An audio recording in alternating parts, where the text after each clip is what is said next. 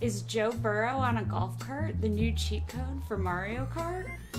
What's happening in the league right now besides horribly inconsistent punishments? Will we have a special guest appear to make this show infinitely more interesting? Dr. Hoji the Electric Smoji and Daddy-O Mustache MacDuke are currently in Taiwanese airspace, so the brains behind our operation, John Sheeran and I, are together for our own Back Together Tuesday. You found 1 week of civility right here on the #1 Bengals podcast. Oh yeah, these are the shows I live for. I've been doing these for 6 years, and very rarely do we get to do this without the tyrant, the Daddy-O, and the free-spirited Hoji. But it's just us. It is John Sheeran and Bridget Jenkers. No mispronunciations of our names because we're not like that. But you're watching the #1 Bengals podcast. Bridget, how's it going? It's good. I'm happy to be back.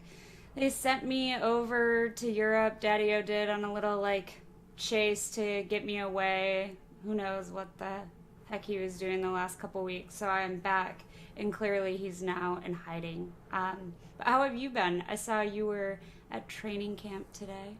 Yeah, clearly his attempt didn't work, but we'll reconvene in a week. But training camp was nice. Been a while for me due to COVID in the last couple of years, not allowing fans to watch the practices. So first time I've seen a Zach Taylor practice since 2019, but still haven't seen Joe Burrow yet, and for obvious reasons. Didn't even see him on the cart today, but we'll get into that. But we want to remind everyone where you guys can get this show. You can watch this on YouTube, wherever you get your podcast, on Spotify, iTunes, Google Play, Stitcher, all those sorts of apps and whatnot. And also tell your friends to watch us on Brinks.tv. Courtney should probably have a new podcast coming out soon this week. I don't know the details. Daddy-O did not give them to me. He said something about chips. I don't know if it was the tortilla or the ones that are in some type of vaccines, but you can find that out only on Brinks.tv. Bridget, what's up? Well, I was going to say, yeah, you can't see Joe Burrow at practice, but it seems like now the best chance you have to see him in Cincinnati is if you're a surgeon. Is that right? I feel like... Man. I hope that's not the trend. I was literally... I was reporting on the site for a couple days without our boss there, and, all sorts of news is coming out about the Bengals, and there was an hour window where nothing was happening, right? So I'd take this opportunity to go to Kroger to get some groceries, and I'm walking out, and I open up my phone, and what do I see but Joe Burrow is having surgery, and I almost dropped my phone, with all my groceries in it, and then I read the next 4 words or whatever it says for his appendix. I'm like, oh, this is pretty normal. My roommate had an emergency appendectomy in college when he had no idea what was going on with his stomach, so this is pretty normal. He got out of the hospital in a couple of days. With Burrow, I don't know. It's first he has to deal with COVID, right? He has to deal with that type of offseason where it's all virtual and he can't really see his teammates until the month before the season. Last year he was recovering from reconstructive knee surgery and everything that went with that. He didn't feel himself until probably November of the regular season, and he was dealing with all sorts of pressure going into the regular season. And now, as training camp is about to begin, his appendix burst. And he's been seen on the sidelines, I think, for the first time yesterday on the golf cart. He was racing around. Mike Brown out there on the sidelines. Brown has a little bit of experience on him. He's been using that golf cart for 30 years now. So Burrow had to get used to it. He tried the scooter. I don't know if you saw this, Bridget, but he tried it at first. That's pretty normal too, but then he kind of opted to the cart because I think he's got some seniority with him. I heard about the scooter, but I didn't actually see it. Was it one of the scooters that some of our elders use at Disney World or the grocery store? Or I think this one had a little bit more dignity to it. Okay. It was kind of pimped out a little bit. I think that, coaches have used it in the past when they've had surgeries. They had a linebackers coach a couple of years ago. I think the last time I was at training camp, the linebackers coach had like surgery on his leg, and he was getting around with the scooter because he just had to prop his leg up on the back. But yeah, like I feel if you don't want to be walking around, and there's not anything wrong with like your legs, like you can physically walk, but you don't want to have to walk. Actually, I guess the cart is better, and like the scooter just wasn't really feeling for him. But having him on the sidelines, I guess, just around the teammates, at least in public for the first time, pretty good for morale. It wasn't the first time, I guess, he was back in the stadium since his procedure. I think he was there Friday, but it was the first time that people kind of saw him. But we kind of know Burrow. Like, he doesn't love to speak when he doesn't have to, and he wasn't really there to take comments on how he was feeling. But we could just kind of see that, yeah, he was still kind of reeling from, I guess, the aftermath of the surgery, which, again, is minor in the grand scheme of things, but it is going to take him a little bit of time for him to feel 100%. Well, first off, I don't even know if there's a way. I wish I could put up my Twitter handle. I need someone to tweet me pictures of this scooter because I want to see it. But, John, I'm curious. Do you think he's going to practice at all before the preseason starts? Or do you think he's going to play in the preseason? I guess that's an and. There's no or there. Yeah. Like, I don't think he's going to play the first preseason game at the bare minimum. I think he might return to practice next week, and that's still like kind of an if. So the first preseason game is in 2 Fridays from now. It's August 12th, and I don't see him going out on the field at all in pads if he doesn't have at the bare minimum a week of practice under his belt, and that would have to begin Thursday or Friday of this week. So I'm not foreseeing him play the first preseason game for sure.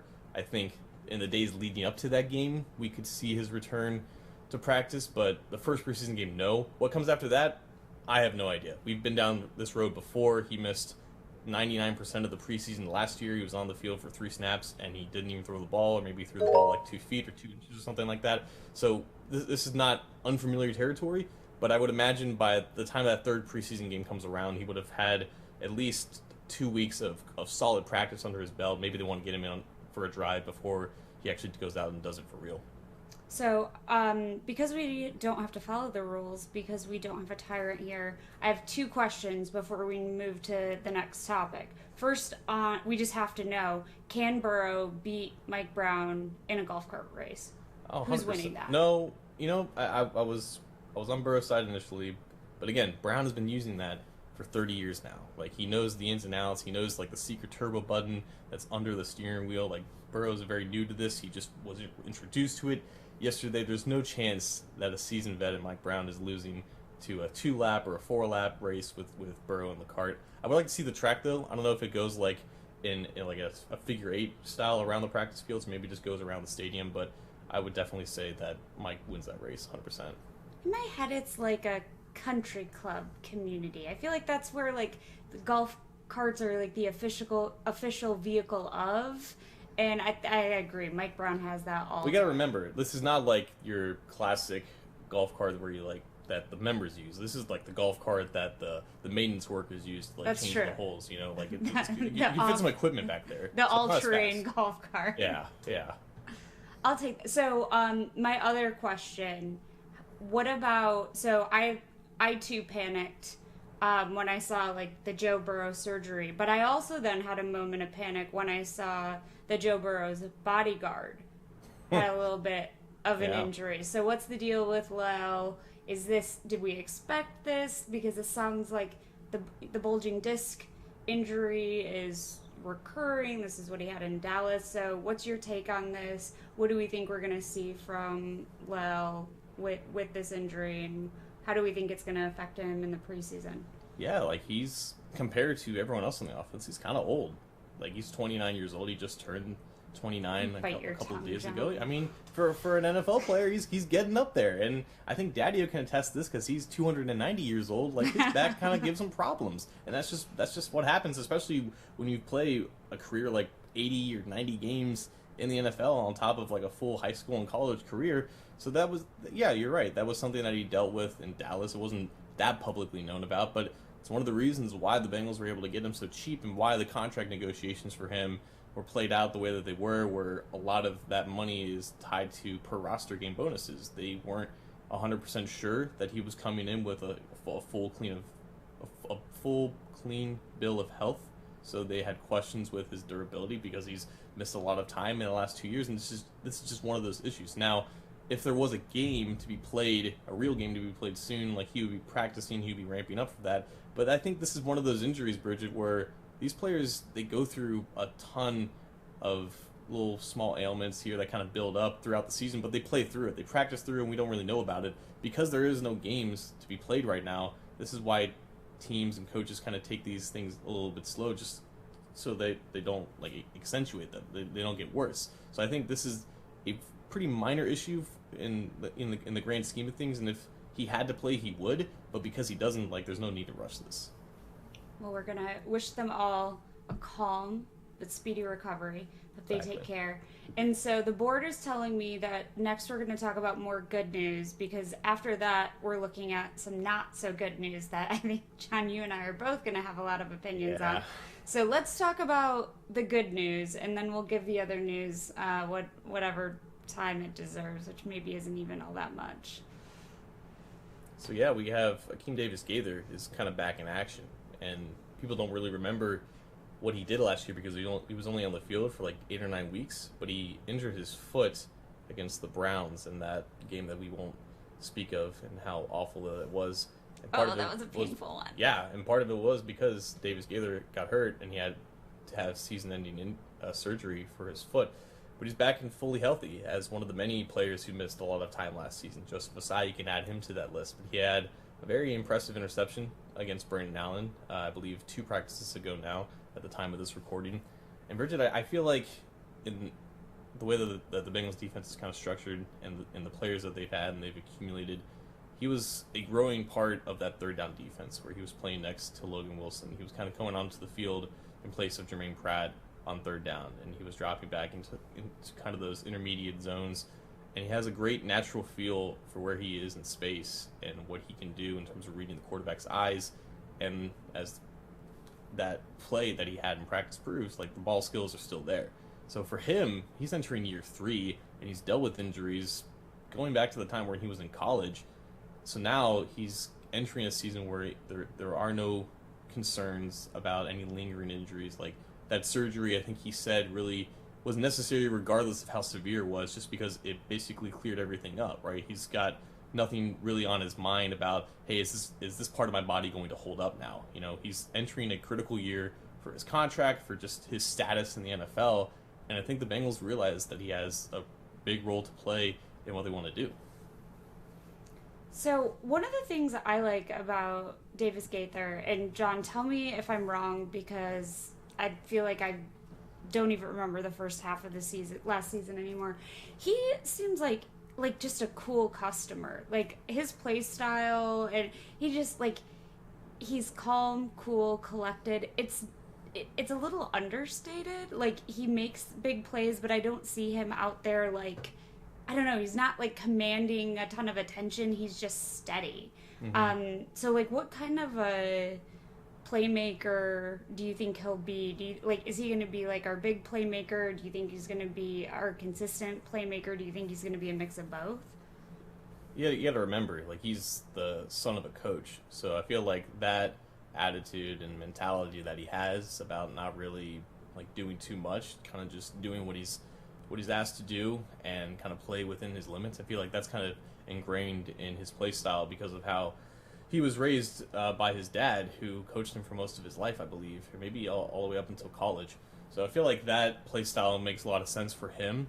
And just, I feel like there's a lot of untapped potential with him too, because in college he was not a traditional linebacker. He kind of played on top of, like, the defensive line on the edge, and then he would drop back, or then he would blitz. He didn't just utilize, traditional run fits, or he didn't do the traditional roles of what, like, a classic Bengals linebacker usually does. He's kind of that new age defender. He's a little bit more lean in his build. He's able to play in space more, but as time goes on in the NFL, you naturally gain a little bit more muscle mass, so you're able to take on contact a little bit more. And also, in terms of just making plays, like, he is a critical part of why they have success against the Ravens, and specifically Lamar Jackson. He's on the field for most of the time when they play the Ravens, when they go into those 3 linebacker sets, because he has the athleticism to get out to the edge and force Lamar Jackson to kind of cut back to the other 10 defenders that the Bengals have to stop him.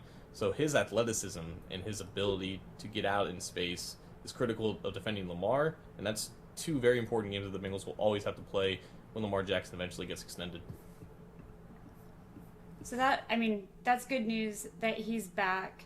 The defense just feels like it's shaping up really, really nicely. That's been one of my favorite things to watch from camp, is just all of the things we're seeing. Yeah, there's no like turnover necessarily. Like all of those guys are back, and especially the guys who again missed a lot of time last year. And injuries will always happen, right? There will be injuries this year for the defense that they have to overcome. But the fact that they were able to retain basically every important member aside from Larry Ogunjobi, and then build off of that strength in terms of starters behind them, now that they have depth, I feel like it's only grown in terms of, like, there's no real weak point, I guess, if you want to say that.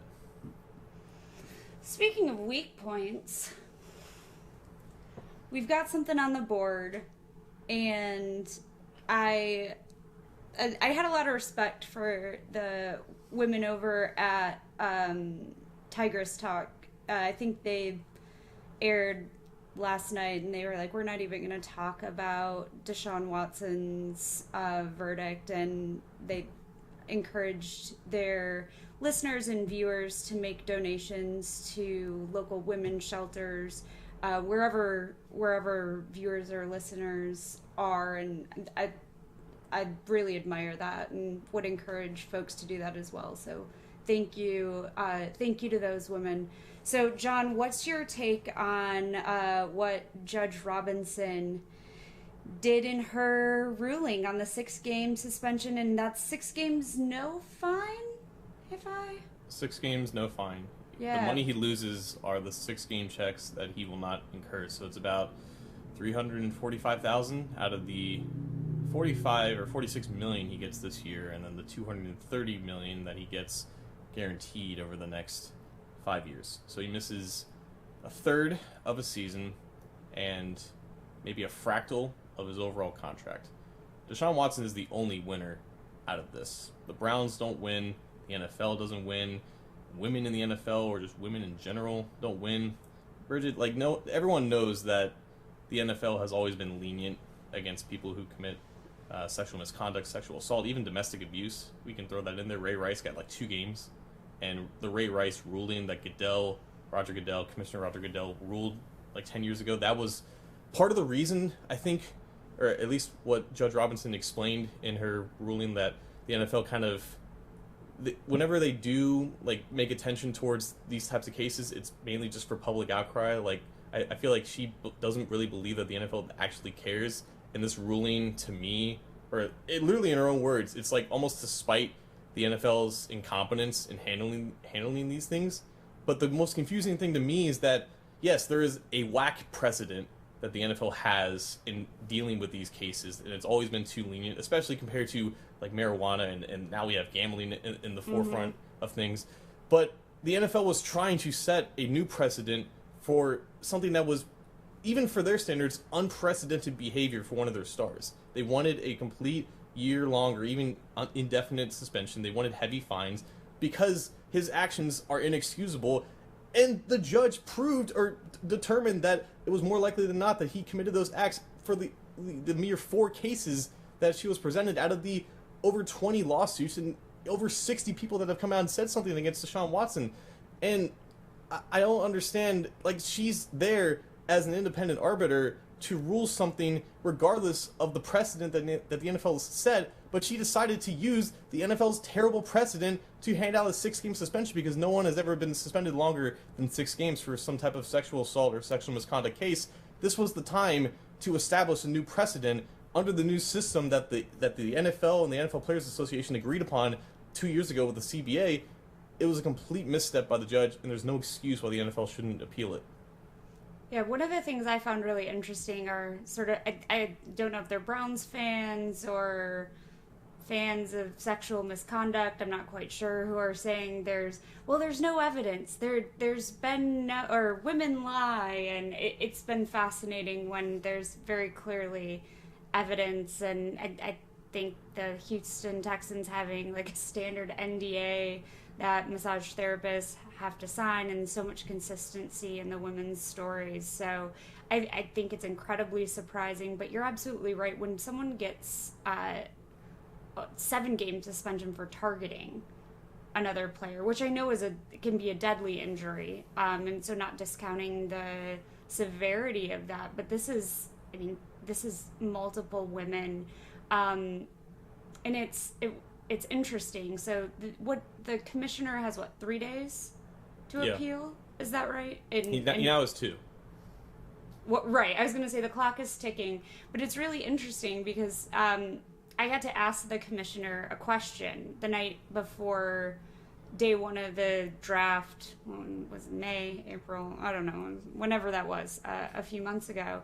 And one of the things I asked was what his vision was, or what he thought, in the next 5 to 10 years he could do, or the league could do, to make the game more equitable. I mean, women make up about 50% and 48% of the NFL fan base. We're seeing more women on the sidelines. We're seeing women actually on the field as referees. We're seeing women in the front office for teams. And when I was at the draft, the number of women who are actually working for the league is rising, and we're seeing women in leadership roles. And so I asked, what are you doing to make the league more equitable? What are you doing to put women in positions of power to create those pathways? And I got, what you'd imagine is a fairly canned response, but it was, women can do anything, and I have daughters, and I feel like this is sort of his opportunity to lean into what he said. He was sitting next to a female moderator, and he said something about I'm sitting next to the next commissioner, and no woman is going to ever be able to sit in that chair. This is the precedent that we're either continuing, or in some ways these things set new precedents for the sort of devaluation of what women say or what women experience. So it's certainly, it's disappointing. But I was it Trey Hendrickson, I felt, who gave a tiny bit of shade someone asked him yesterday in the locker room, did you hear about this? And he's like, yeah, of course. And we'll see him out on the field, we'll see him twice, and I feel like he had a version of, we'll let him know what we thought about it. So I got a little bit of a kick out of that. But it's definitely disappointing, and I hope the commissioner has good people in his ear and is telling him it's time to do better.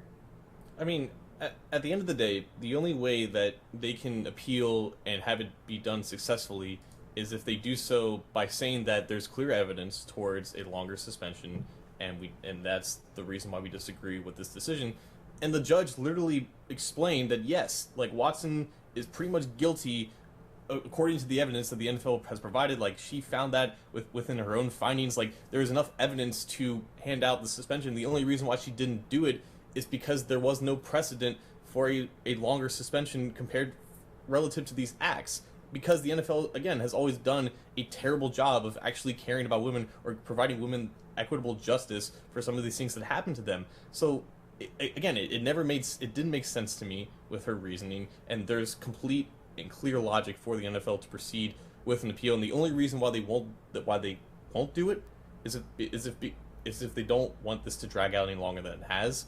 But again, if they are for real about what they feel about this and where their conviction lied in having a longer suspension, then they will take the effort to actually do so. Well, I think, the victims deserve to be seen and heard But I think Deshaun Watson doesn't deserve any more of our time. Fair enough. I think I think everybody knows our takes, John. We've been, I think, talking about it since, I don't know, May, spring, I don't know, for a very long time. And it is what it is until it's something different, and hopefully we'll see something different. So on that note, we are back together again, John and I, the sanest people on the show. But the Houday Nation was also back together for Back Together Sunday or Saturday. Oh, sorry. I was flying home on Saturday and actually got back to Cincinnati on Sunday. But for Back Together Saturday, and I missed the event, and I was so sad because, John, like you said, your first time back last year, the Back Together Saturday event was my first time being back in the stadium after the pandemic, or in the midst of the pandemic, I guess we should say, safely back. I know we're still in the midst of the pandemic right now.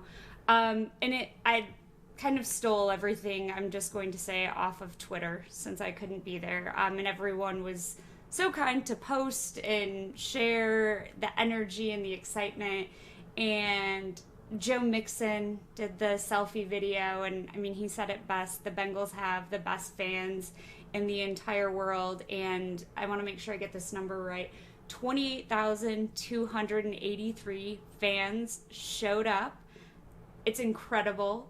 John and I have both been to training camp events in the last decade or so. John, I think you many more than that, but that's my track There were about 28 record. the last time I was there. Yeah. Yeah. I feel like you could really you could sprawl out, really get your pick of seats, and so that's amazing.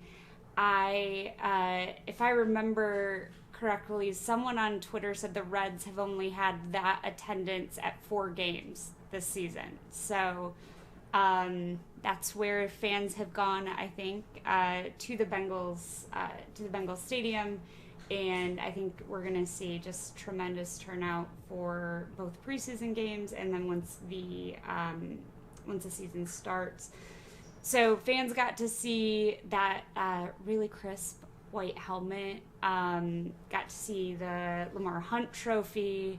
But most importantly, John, I don't know if you saw this. I feel like social media went crazy in the final moments of Back Together Saturday with that Evan McPherson 65-yard field goal. Shooter's leg is looking good. So Back Together Saturday, I think, was a tremendous predictor of what we're going to see from the Houday Nation. And I just wanted to share, because I couldn't be there, I was with everybody in spirit, and I don't know, Courtney, if someone I think I shared a photo. I wasn't, I don't know if it's there. I couldn't be with our Cincinnati crowd, but I was able to meet an amazing Bengals fan named Scott Gibb. I think some of our listeners or viewers may know him. Scott is a bartender. Oh, no, so we don't have the photo. I'll tweet it out. Scott lives in Edinburgh, Scotland, and we met up with him. Scott has the Cincinnati skyline tattooed on his arm, has the amazing Bengals B tattooed on his calf.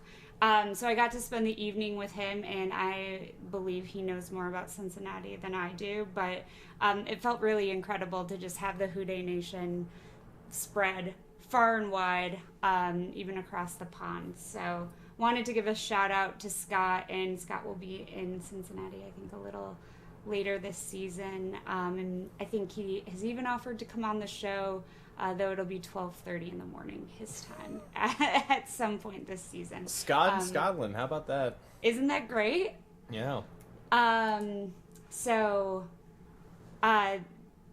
it's just tremendous to see the fan base and how everybody's stepping up. Yeah, like we've had Bengals UK guests come on here before, and they're one of the more knowledgeable fans that I think we've ever had on the show. And I think in general, I feel like being over there and not having like as easy access to all the content that we kind of take for granted, I feel like they kind of leverage it a little bit more. And I think, soccer in itself, because it's bigger over there than here, I feel like that's a game where, a lot of Americans don't really understand it. And I feel like, I don't know, I just feel like for people who don't grow up with football maybe, and their propensity to kind of pick it up and learn it, they're a little bit more dedicated, and they're a little bit more intellectual with how they talk it. So I always appreciate talking to anyone with Bengals UK or just anyone outside of the country or just the general Cincinnati area in general who are passionate about the Bengals, because they really care and they really know their stuff and they really take the time to research and all. So they're very appreciative of all those guys. Well, Paul at Bengals UK, another shout out to him. He sent me the kindest list of recommendations over there. So if fans are headed over to Great Britain, check out our fans over there, because they are the most hospitable and kind group of people you could ever want to hang out with. Yeah. Well, I sent an invite to basically, like, total coincidence here. I sent an invite to all the Bengals UK members to come on to the show, which is why we have surprise guests at the bottom, but I don't believe any of them got back to me. Again, it is 3:30 in the morning over there. I kind of forgot to account for that, so they're probably all sleeping. I've blown up their phones. A lot of they'll get those notifications in the morning. So I like to go to the pubs. Yeah, we're 0 for 7 on the guests tonight, but regardless, we went on, and I think that's gonna wrap up our show for the night, Courtney. But for anyone out there, thank you for watching on YouTube. Thank you for watching after the fact. Thank you for watching live on Brinks.tv. Definitely check them out. Thank you for listening wherever you get your podcasts. But subscribe to our Patreon. Patreon.com/DHSports. We're coming out with merch. We already have a merch design. Hit us up on Winnow. Ask me some questions. Ask Bridget some questions. Ask the puppets some questions whenever they get time when they're coming back from Taiwan. But Bridget, it's been a pleasure talking to you. I will talk to you next week. See you next week.